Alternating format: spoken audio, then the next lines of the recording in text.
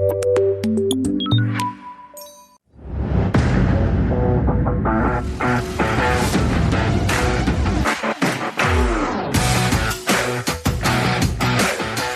friends.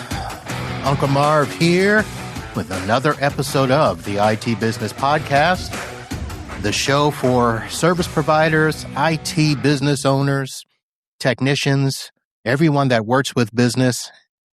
And this is the place where we try to help you run your business better, smarter, and faster. Well, this is episode 999. You heard that correctly, folks. 999, which means that we are literally one show away from crossing into the 4-digit era of this podcast. When I started, folks, I was not thinking about episode 1000, let alone 999, but here we are, hundreds of guests, thousands of conversations, and a community of friends that's grown into hopefully what I believe is going to be a real resource for solution providers around the world. So today, of course, is a little special. We're treating 999 as the end of a chapter, the last page before we turn into a brand new one with episode 1000.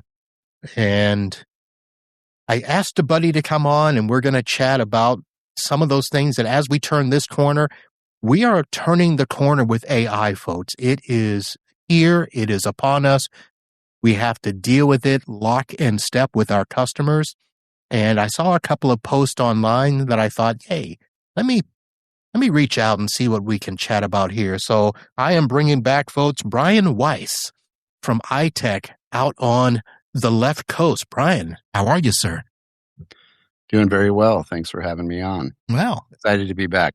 Well, thanks for coming on, and thanks for being available for show number 999.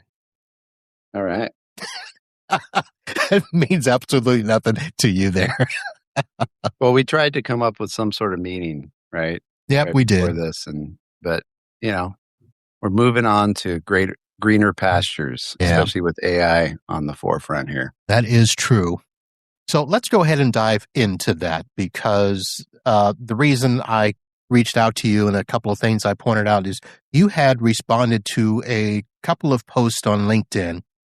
And one of them was specifically about Copilot. And, Microsoft's been pushing out Copilot on us for quite some time. Our customers have seen it popping up on their desktop, whether it's, the Copilot in the taskbar for regular Windows. We've been trying to push Copilot as part of the M365 guardrail system where, if customers have documents up in their SharePoint or in Teams and stuff, that they can leverage that. But there's a large majority of us that are not doing anything with Copilot. And in fact, I know a lot of people are looking at how to disable it altogether. So before we get into your response in the post, let me ask you this, because your post didn't kind of give me an idea, but how much are you adopting Copilot with your clients? We're focusing on adopting it internally first. I feel like you need to drink your own champagne to really understand how you can unlock it with clients at the end of the day. But that's not to say that we aren't getting in front of AI with our clients and making sure that before they jump in the water by themselves, they invite us along to help guide them down the proper path. One of the challenges with AI when it comes to our clients, and I think a lot of us in general, is that it hit the market as a consumer product. And so, and we have this generation of people that grew up watching those Apple commercials, training us that there's an app for that, and we can just go out and get it ourselves. So I think the number one thing we're really trying to reel in with our clients is understanding who's currently using AI out there, shadow AI, if you will, and how can we get in front of that to help them understand the security concerns of just signing up for a consumer-based service, especially if it's tied to the employee's personal email. And, understanding that they're basically taking potentially sensitive company data and copy pasting it or uploading it into a model that, if consumer driven, usually doesn't have any data governance around how that information they're sharing gets used to train the overall model itself. And so I think that's really one of the areas that Copilot really stands out that some people take for granted is it may not be the best trained model out there. I mean, ultimately, it originally was ChatGPT that Microsoft kind of made their own. Now they're opening it up to other models that you can integrate. But when I look at Microsoft's approach to Copilot, it's really more around data governance and designing AI in the Microsoft ecosystem for businesses to use. And so back to your question about our clients, we do have a few clients that have come to us. In fact, I just got another quote request today of people saying, hey, I want to use Copilot, and typically that starts out with the Office 365 or the Microsoft 365 version of Copilot, which is primarily for the Office apps, Excel, Word, Outlook, Teams, things like that. You can get the Teams Premium that comes with some Copilot features as well. And it's kind of basic in nature just to assist them with those apps. I think that's a great first step for any organization. I will say that the experience will be hindered if they're not truly migrated to the modern workplace. So that's really where most of our focus is right now with our clients is AI readiness and getting them to the modern workplace where they're not storing files on a local server anymore. We're moving those to OneDrive and SharePoint. If they're already in OneDrive and SharePoint, or even after we move someone to OneDrive and SharePoint, we then want to look at setting up proper data governance and SharePoint labeling, where maybe we're looking at flattening their folder structure and using SharePoint tags. Maybe we're looking at their folder structure in general and realizing that most of the time it doesn't really align well to departments and roles in the company, where AI needs as much information as it can get about a file, short of the old school indexing the contents, to know what department does this belong to, what role in that department might use this document, what are some other tags that we can give the file that would normally be a folder name or be in the file name to give extra context. Because then as you're working with Copilot for Microsoft 365, whether it be Word, Excel, whatever, and you're using it to help you manage and maintain your files, it knows more about the purpose and intent around those files as it helps you with your journey in creating new files even. Right. Did you ever work with any of those document management companies with copiers where you could just walk up to the copier and input a file and have a scanned folder? And if you put in the right information on that cover sheet, it would know which folder to scan the document to. And if the document folder wasn't there, it would create it and it would be in the proper order and all of that stuff. Did you ever work with any of those? Yes. Okay. And it was usually a nightmare. Yes. And so that's some of them even had like database applications that you'd have to install to, well, yeah, you had PDFs. Yeah, either a weak version of MySQL or, some Fox base, off brand or whatever. Those were a pain. And I did a few of those with the law firms. And this is where I see part of the trouble at least from my perspective. Getting customers to put together a proper file structure, because most of us have just kind of let our customers, we give them a N drive or an S drive, and I still deal with local servers. So, just simmer down, don't get upset. But they're still on those, terrestrial on-prem servers. And we just gave them, an S drive, an N drive, and they're just storing files however they see fit. And now having these conversations where they want to start adopting AI, I'm like, well, we've got to change how you've set up your files. We're having those conversations of moving them to SharePoint. That's a nightmare discussion. And we want to redo the file structure. That's a nightmare discussion. So I see us in those those weird little spots that we've never been in before. It's almost as if, we're having to learn this at the same time they're having to learn it. And companies like Microsoft and all those Anthropics, I don't think that they care. They're just putting it out there and just kind of saying, deal with it. Yeah, I mean, I will say Microsoft cares more than the other AI platforms out there in the sense they're giving you the tools to be successful, but they're expecting us to figure it out and ultimately assist the client at the end of the day. Because Microsoft is just focused on enterprise, right? So when you scale that down to a lot of clients MSPs deal with, which tend to be mainly SMB, maybe mid-market, it's really up to us to help bridge that learning gap at the end of the day. They're not making easy training videos, when you go to Microsoft and it's like, how do I use Copilot? And even if they do, they're very broad and they're not industry specific.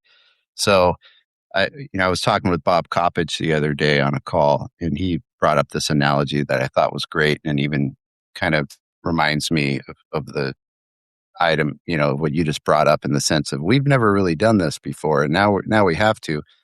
He brought up this analogy of the IT that we've done is lowercase I, capital T, heavily focused on technology. To your point, we haven't been heavily involved in the information and how that's being managed with our clients.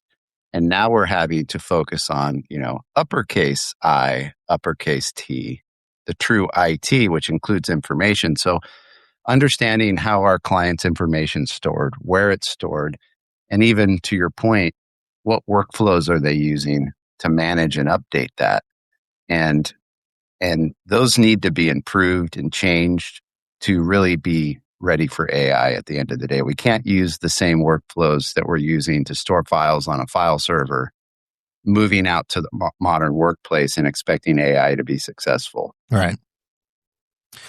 So, and that brings up a whole bunch of different points. So let's turn our attention to the one post that I think we'll focus the most on. You had responded to a post that a Carolyn Healy had put out, and I almost reached out to Carolyn. I just don't know Carolyn, but I saw your post and it was just as insightful as Carolyn. So I thought, let me reach out to you about this. And she put together a nice little chart that I think everybody should go and grab and print out in color and, put it somewhere so that we can all see it every day and understand where we are. And the gist of her picture is for folks that if you are driving and can't get to the show notes to click on the link to grab it or whatever,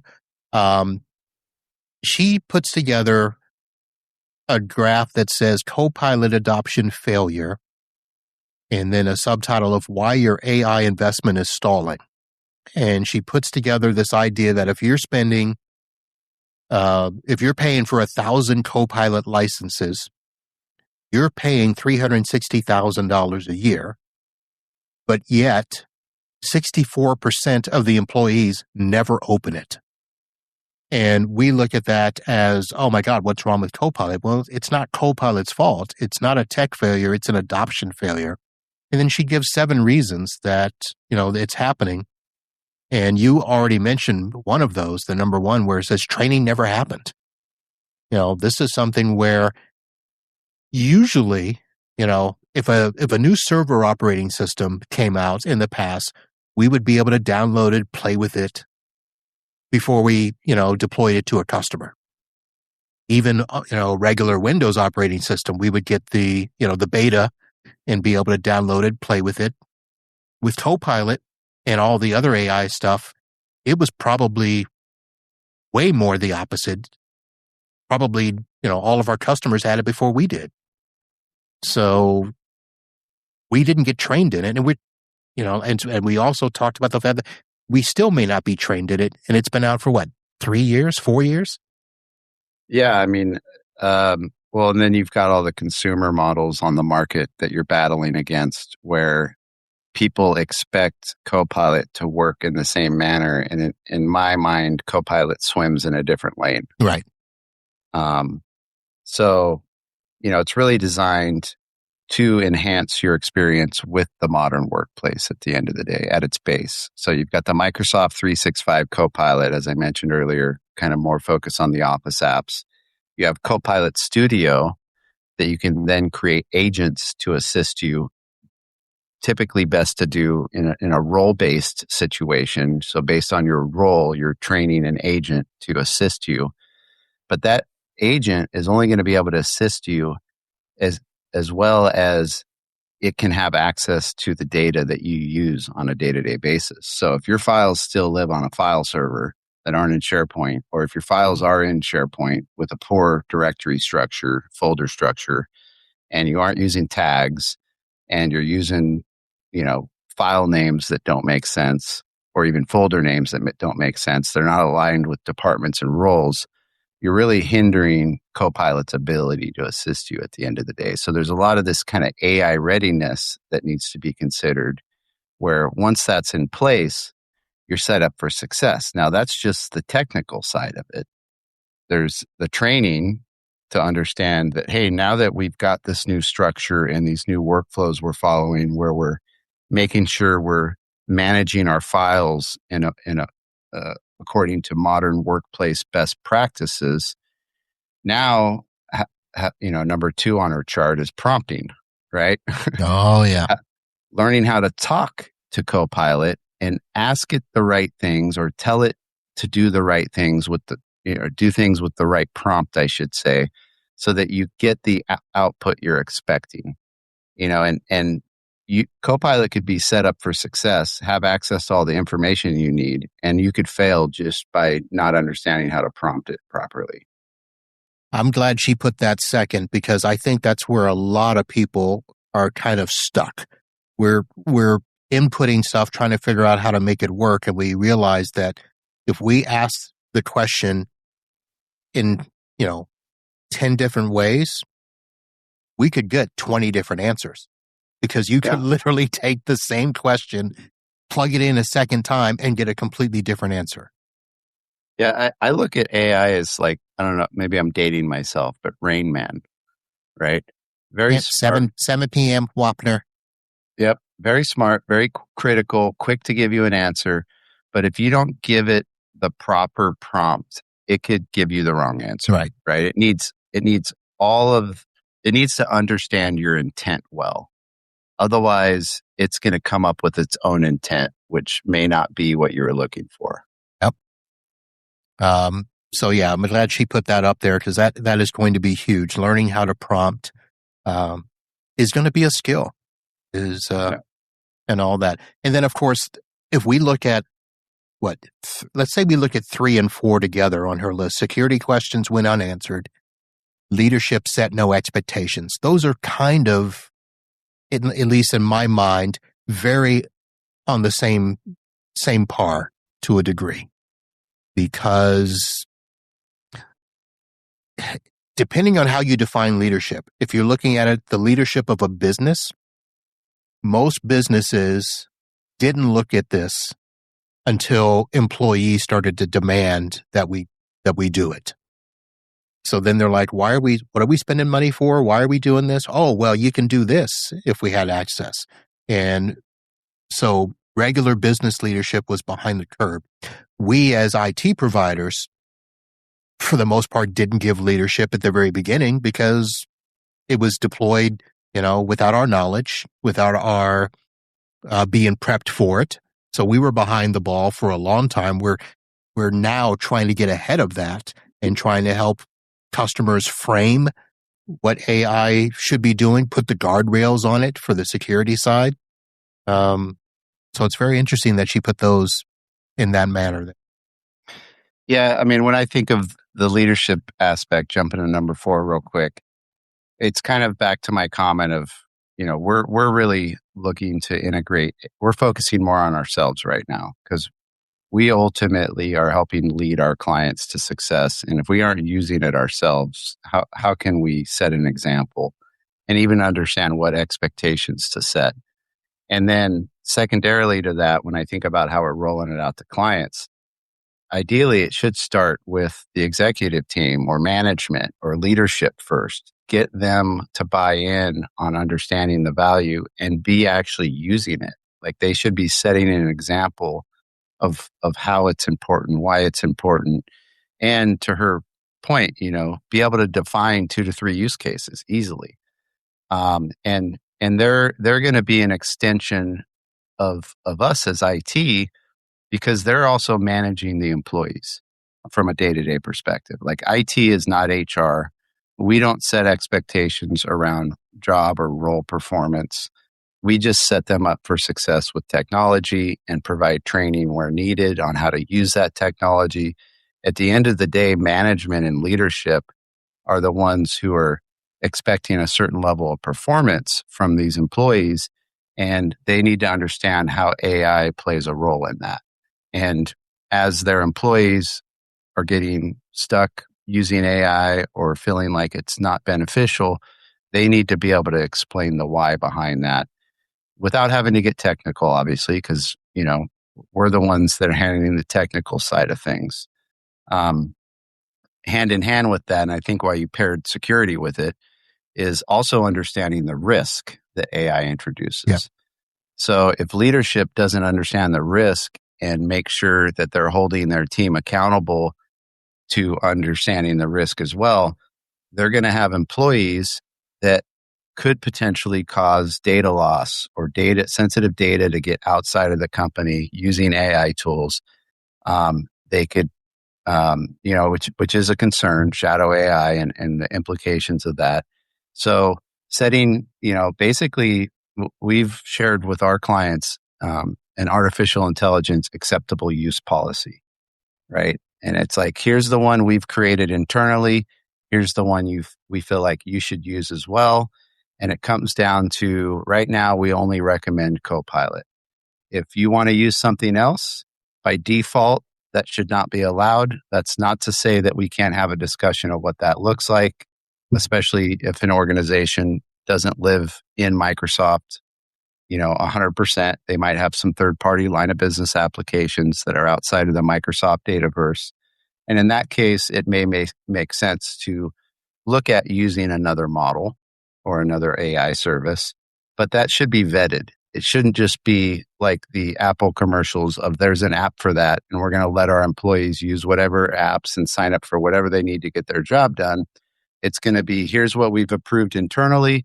Try using this first. If this doesn't work, let's have a discussion on what that looks like to use something else. Yeah, I'm still in the middle of a conversation with a client that the principal attorney basically said, we need to use AI or we're going to be left behind. And he just assumed it would be something that I could just install and they would be good to go. And I said, no, that's not the way it works. And we had to sit down. I said, first of all, let's see what you have. What's your current workflow and what can AI do? And turns out that AI is not going to be able to help them right now because they've got so many other things to put in place. And we're able to find one product inside of their space that will give them some of what they want. And so we actually put a hold on Copilot and anything else, and they can only use the AI that comes from their specific vendor in that space, which is perfect for them because it has the guardrails, it knows what they're asking for, and all of that. Brian, I want to skip the rest of these because I just thought in my head, I want to take a different direction. So just so everybody knows that the 7 things in the chart that Carolyn had, I'm going to put a link to her post there. You'll see the graphic. Number 5, nobody sees what's coming next. Number 6, the talent gap is the real bottleneck. And number 7, the agentic gap is about to get expensive. Those all are nice discussions, but we could spend hours on each of them. But what I want to do, Brian, is go back, and I'm going to personally admit that I am not using Copilot anywhere near the capacity that I should. And you mentioned the versions of Copilot coming with 365. There's also Copilot just built into Windows itself. And then you also mentioned Copilot Studio. Well, there's a whole bunch of other Copilots. There's the developer Copilot. There's a security Copilot. And to be honest, that's the only one I've looked at. And the reason I did that is because for customers that we have business premium licenses in 365, there's a threat analysis, SOC analysis Lite, LITE version that can help look at how everything is integrated between Defender, Intune, and Entra. That's where I started. Probably the wrong place to start when it comes to looking at Copilot. And that's because I'm actually using one of those other things to help me in my business that gives me business ideas, help me put together my SOPs. And then I use actually another product to help me with the podcast. So I'm just like my customers. I'm doing it the wrong way. So you, at least from the perspective of Copilot, appear to be doing it the right way. So how much are you willing to share with what you're doing, how you're using it? Yeah, I will. And I was going to go dig up this image, but I didn't want to get lost and off track here. But there's an image I found that showed all the Copilots. There's a ton of them out there. Yeah. And I think it's important to understand that Microsoft is using the Copilot naming really as a name to help you understand that they're introducing AI throughout their ecosystem. So to your point, the security Copilot, and they're typically, in my mind, designed around certain roles in an organization. If they are coming out with a specific branded Copilot, it helps a certain role in the organization. Now, the Microsoft 365 Copilot, I look at that as Copilot for the Office suite at the end of the day, right? And I think a lot of people confuse that and don't understand, and this is why I say Copilot swims in a different lane, is it's not like I'm going to get Claude. Like you go get Claude, there's one type of Claude, right? And it can do a lot, that one type of Claude. When you go to Copilot, there's not just one flavor of Copilot, and you're going to get a different experience based on the flavor that you're using, and possibly using the wrong flavor at the end of the day if you don't understand why it was originally created. So security for Copilot's great. You could think of, hey, I'm a security operations center, a SOC, and I need to understand all the security alerts that are happening in an organization. And I need an assistant to help me correlate all that information so that I can save time having to jump between a bunch of different windows and read logs and understand what might be going on based on a sequence of events. So that's really what that's designed for. And I think I love the fact they brought it into Business Premium, because a lot of MSPs can't afford a SOC in-house.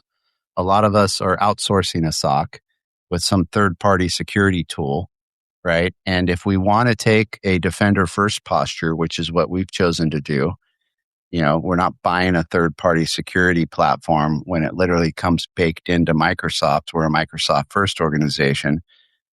How can Microsoft make that easier for us to manage? So, where these third-party tools, how they make it easy is they say, we're going to sell you a SOC service alongside it. Well, Microsoft's answer, since they don't offer SOC services per se, like a direct SOC service tied to Defender, is we're going to give you Security Copilot and enable you to do a lot of this on your own without needing the expertise that a typical SOC might need. So they're simplifying management of security from a day-to-day, alert fatigue perspective. Yeah, I like it too, because I'm not going to say that I'm Microsoft first, but I am getting Microsoft heavy, if that made sense. And if you get up to the premium level, or if you have to go E5 or higher or whatever, I mean, a lot of this stuff is, like you said, built in. So it's pretty nice. Yeah, I'll say, like, while we're on the licensing topic, we use Business Premium as a minimum for anyone that has a workstation running Windows at the end of the day. If they're on a mobile device only, you can do the F3 license. That's what they designed for mobile devices, so it doesn't cost as much. You don't really need the desktop apps on a mobile device, right? Maybe you need a smaller mailbox. And then the other thing we've recently added this year, as we're understanding how to properly prepare our clients for Copilot use in their modern workplace, is Purview Suite. So what I love about Microsoft is they are people, even though they are enterprise focused, they understand they are learning to understand the needs of a small business better, and especially from an AI readiness perspective, the idea that Business Premium doesn't come with some of the data governance tools that you ideally want to have in place to properly secure AI at the end of the day. So Purview Suite, typically only offered, as an E3 add-on or comes with E5, is now an add-on for Business Premium. Now, are you doing Purview for specific things like, data classification? Because to be honest, I don't know if I have any clients where Purview makes sense. So how are you doing that? So it's a great question. I mean, out of the box without Purview Suite, if you wanted to talk about how data gets classified, it's basically based on a folder structure in SharePoint sites, right? So you might have a SharePoint site called Finance with different folders, and you're handling security at the site or the folder level, stating who can access the files, right? But there's information inside of those files, in some files more sensitive than others. So when you think about credit cards, social security numbers, things that are sensitive data that if they got outside of the organization and shared with the wrong people, could hurt the business, right? There's operational risk there, and reputational risk. So the idea with Purview Suite is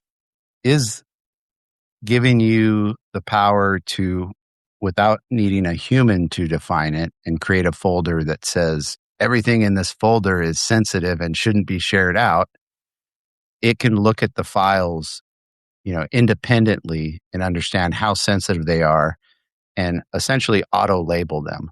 So it introduces this, you brought it up, sensitivity labels, this idea of a labeling of, okay, no matter where this file is stored in an organization, we're going to understand, is this public? Is this marketing material that anyone in the world can see and can be shared out to anyone?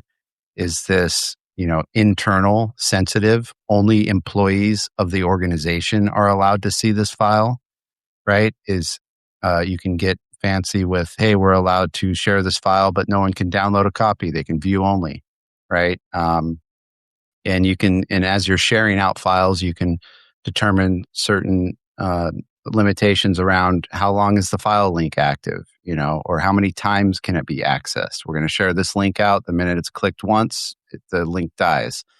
So the idea of, when you're in the modern workplace, hopefully you're getting away from attaching files to an email and sending it to someone, because you lose all data governance at that point. It's like you've just given that file away and who knows what might happen with it. You're using file share links. And the minute you create a file share link, these data sensitivity labels can govern the security around that file share link, right?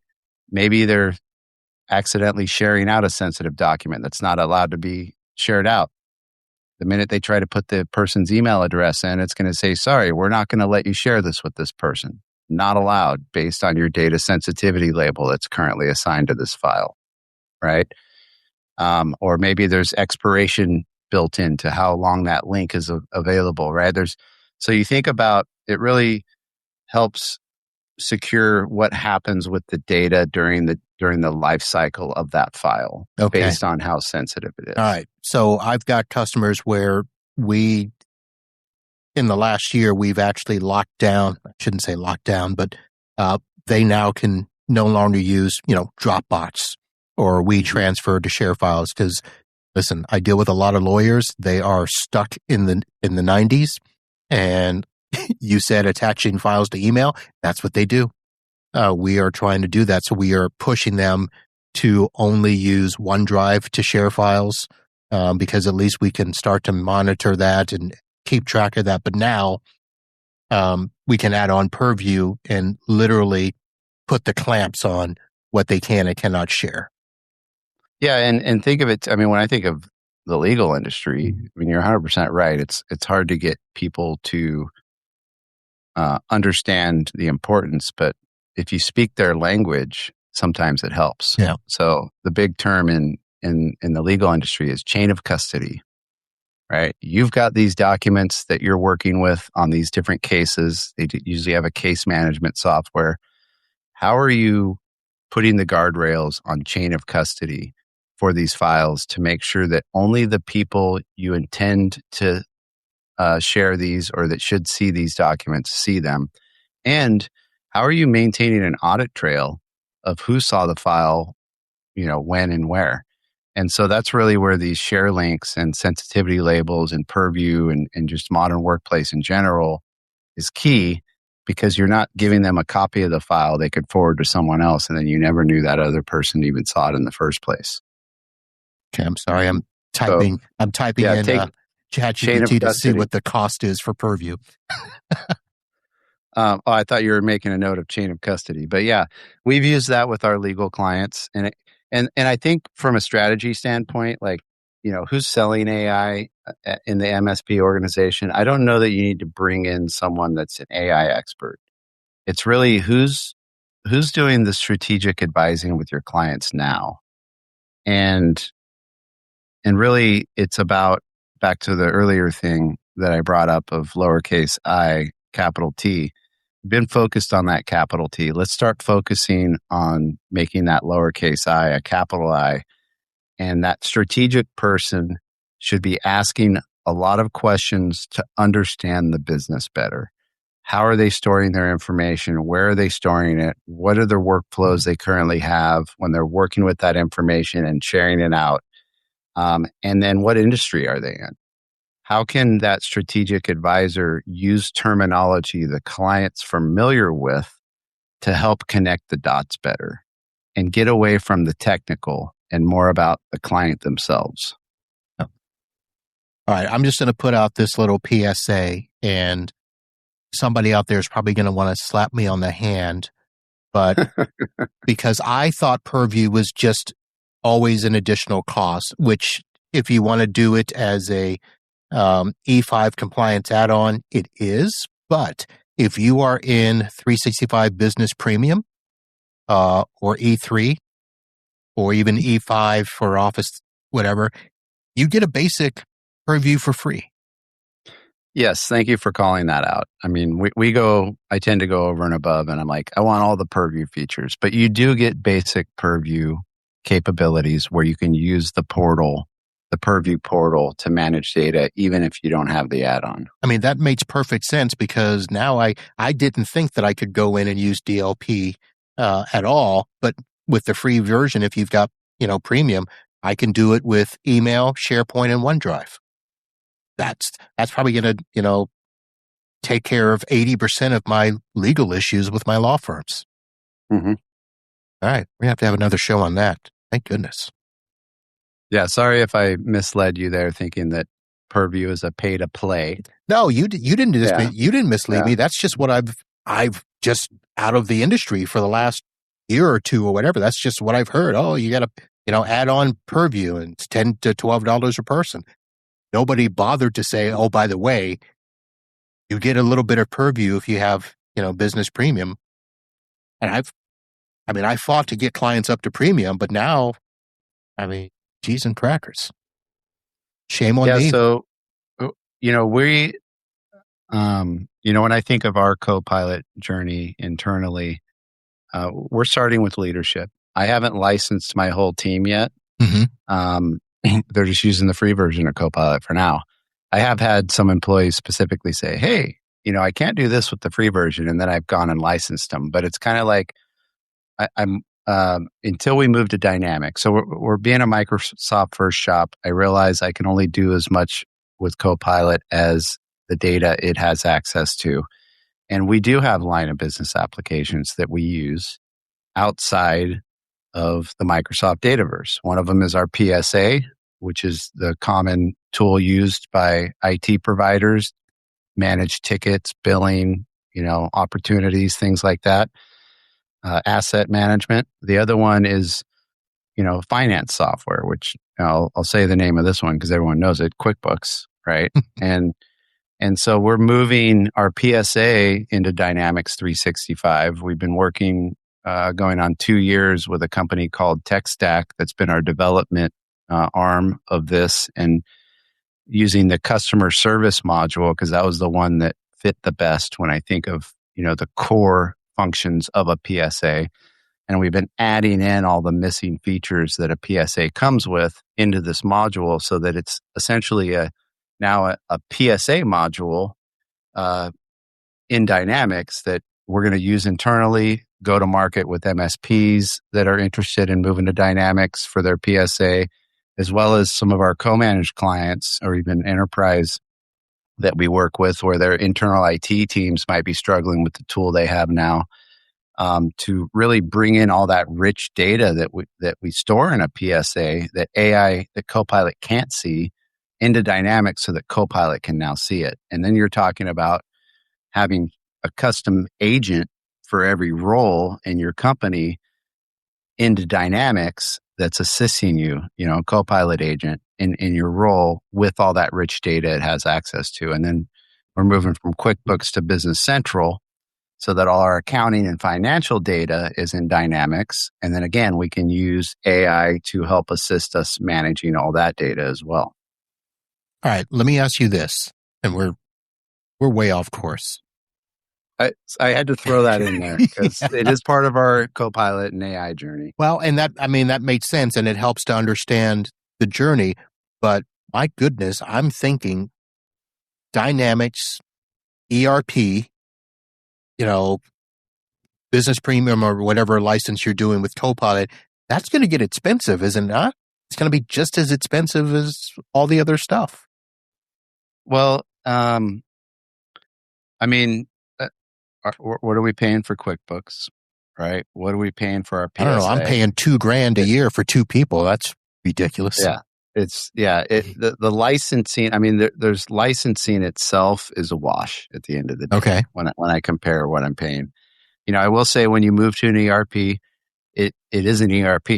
It's not a SaaS product that you buy and license where there's a development team that's handling the back end for you. So if you don't have developer skills in-house to manage the Dynamics environment for you, because you do have a dev test and prod environment, 3 different environments, which I actually love because you're not making changes in prod like you do a SaaS application. There needs to be someone that manages that for you, that life cycle. And that's really why I partnered with TechStack on this. And then on the Business Central side, I've got Pax8 that I'm working with. Okay. So there will be a cost for that development support, which both of these companies, TechStack and Pax8, have done a great job of just making that a fixed monthly cost for you. So you don't have these peaks and valleys in development costs. So it's kind of a development as a service that comes along with your licensing. Now, for MSPs like us specifically, at the end of the day, I'm getting the licensing dirt cheap, to tell you the truth, right? Well, you're part of the partner program, right? Yeah. The average organization, the licensing is still a wash. For us, I'm actually saving money on the licensing, which then makes room for those development as a service costs, where at the end of the day, it's essentially a wash, even adding that on. Because with the partner packs that you can buy from Microsoft, it's coming with all my licensing I need. Yeah. Not just for Dynamics, but it also has Dynamics. Okay. All right. So let's now circle back to the reason we started this, AI and Copilot. So I think we've kind of covered enough of Copilot, but I want to give you an opportunity. The other thing I saw on your LinkedIn was that you're going to be on a panel coming up real soon, talking about AI for MSPs, everything you need to know in 2026. Why don't you tease the listeners with that? Yeah, so had the opportunity, Channel Pro reached out to me in collaboration with MSSP Alert, and we're doing a discussion around, using AI in your organization. And it's pretty cool because it's a diverse panel. There's going to be one person on the panel, Pinar, I believe is her name. Sorry, I should have these names in front of me right now, from Lexful. Pinar. Lexful. I know Pinar. Yeah, Lexful is a Chris Day recreation of, if I could build IT glue over today, what would I do different with the fact AI is at my fingertips, right? So I really love what that company's doing. So she'll be coming kind of from viewing things through that lens and how AI can help with a critical, tool that we use in our in our industry of documentation, and just being able to have everything at our fingertips that we're responsible for managing. And then there'll be another representative that comes more from the enterprise space, has worked through with AT&T, and she deals more on the information side, kind of security, all of the information we collect around securing and the security of an environment, and kind of looking at it from I would almost say, I don't know if she'd call herself this, but almost like a CISO purview. And less of in the trenches like a SOC would be, is what I was getting at there. But understanding how organizations can secure themselves from a more strategic versus tactical standpoint. I'm coming in as as the only MSP in this discussion. I wouldn't call ourselves an MSSP. And I know the title is, AI for MSSPs, but we are speaking to both MSPs and MSSPs. In my mind, what makes you an MSSP is you have an internal SOC, like a full 24/7 SOC. So that can also do MSP things. I do know MSSPs that all they are is a SOC. So, the terminology MSP versus MSSP, the lines can be blurred there. At the end of the day, I will be touching on kind of SOC operations with AI a bit, because we are integrating that into our Dynamics platform. We don't do level 1, level 2 SOC stuff here at our MSP. We outsource that to an outsourced SOC, but they are essentially just handling the blocking and tackling for us. Stop the bleeding, if you will, for a given event. They're always escalating back to us for the remediation. So we do have to manage a security event life cycle in our system, even if we're not the frontline SOC addressing it. And so what does that look like? And then there's kind of the operational side, which a lot of people call a NOC or a help desk, of, what are the things we deal with on a day-to-day basis operationally that maybe aren't security focused, but that we're having to help our clients with and manage? And what does that look like to bring AI into that, into those workflows as well? All right. So hopefully you guys aren't too far behind on the episodes, and you'll hear this in time. The webcast is coming up Monday, April 27th at 1 p.m. Eastern. So I'll have the link for that, so you can go and check it out and hear what everybody is saying about AI for 2026. Well, Brian, thank you very much for being a part of the show. And I know it wasn't last minute, but it wasn't our usual slate of time to prep for this, but you did pretty good. Appreciate it. Yeah, I'm always happy to hop on this podcast. So, good luck with your your episode number 1,000. I'll say that. Thank you very much. And as just a reminder, folks, that is coming up Sunday, April 26th, 4 p.m. Eastern. And it should be a very interesting show. I'm bringing back the original co-host of when I took over on episode 81, Matt Rainey, Martin Obando, and should be pretty interesting. So, and I have 2 surprises. I should probably have said that as well to get you guys to come tune in. So 2 surprises coming in on that show. But that's it, folks. That is going to do it for today. Thank you to Brian Weiss for hopping on and being a part of this show. And as always, if you ever got value from these shows, be sure to share it, follow, and would love for you to come and visit us live for episode 1000. And as always, thank you for listening, for supporting the show, being a part of this community. And we will see you all soon. And until next time, holla.